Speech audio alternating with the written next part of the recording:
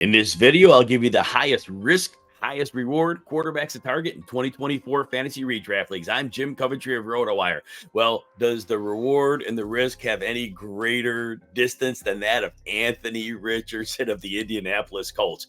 Look, the downside, Richardson started 4 games last year. He didn't finish 3 of them. That's a problem. Differing injuries, obviously put out with a shoulder for the end of the season. There was a concussion in one. Is he an injury-prone player? We don't know yet. The small sample size didn't look good. But when Anthony Richardson was on the field, 2 full games, 25 and 29 fantasy points. That is an incredible level of output. Hey, in the game that Richardson had 17 snaps, 18.3 fantasy points. Insane level of production. Shane Steichen is his offensive coach, head coach as well. Genius. There are very few coaches who design and develop offenses like Shane Steichen. We saw Gardner Minshew look decent for a whole season while Richardson was mostly out. Now, the beauty of the offense is last year we learned they run 3 receiver sets about 76% of the time. That means you spread the field out. That provides more room for running lanes because defenses do have to respect Richardson's big arm.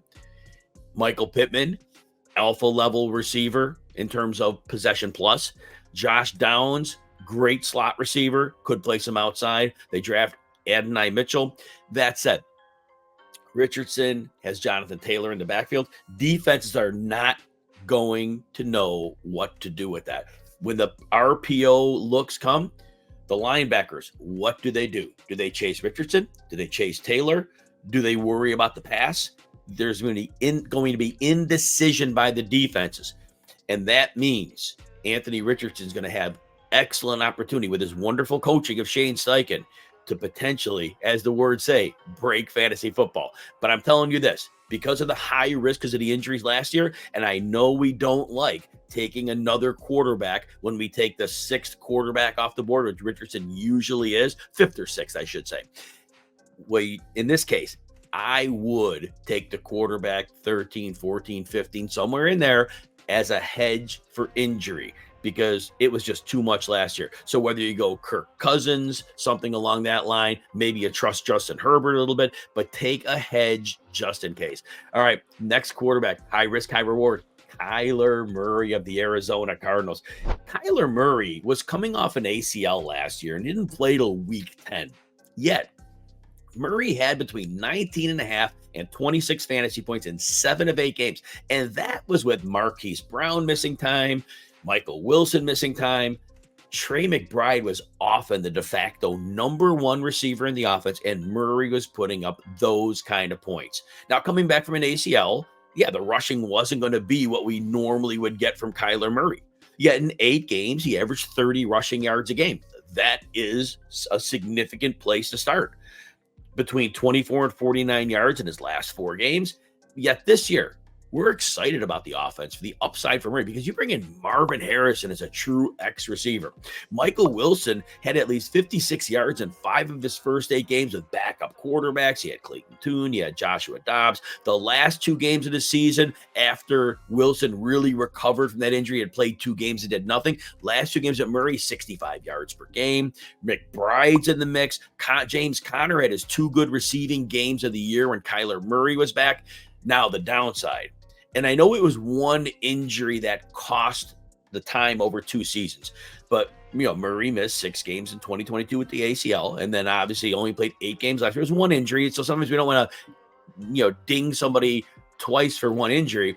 But Murray did miss 3 games with his shoulder in 2021, and he's had some late season limitations. So there is a little bit of injury concern. So I think that is the downside. You're getting Murray usually as about the quarterback 7 in drafts, so it is a little bit later than the elite options. Yet Murray can match numbers with many of those elite options, especially in this version of the offense. If you enjoy videos like this, please consider hitting the like button and subscribe to the RotoWire Fantasy Football channel on YouTube. Also, you can check out all of our fantasy football content and rankings by getting a free 2-day trial with no credit card needed. Just head on over to rotowire.com/Jim and you can check out all of our content. All right, the next player at the high risk, high reward, it has to be Jayden Daniels of the Washington Commanders. And those who are buying into the upside, elite level runner.